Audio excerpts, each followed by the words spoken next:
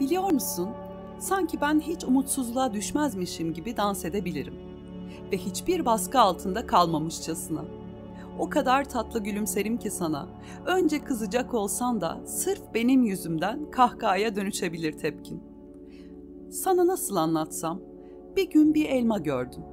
Dedim ki bu elma anneannemi hatırlatıyor bana. Ezikleri, bereleri, rengarenk tonlarıyla. Hem tatlı da ısırınca. Sanırsın hiç üzülmemiş gibi gülümserdi o da bana. Masallar anlatırdı güya. Oysa yaşanmış öykülerdendir dinlediğim tüm sözlü birikimim. Onu öyle severim ki öldüğünde bir süre kendime gelemedim. Yani bilseniz onun kadar ton ton bir huysuz nine daha yok. Siz de benim gibi merak ederdiniz her öyküsünün bilmem kaçıncı tekrarını. İnanmadınız mı? Zön ben olam.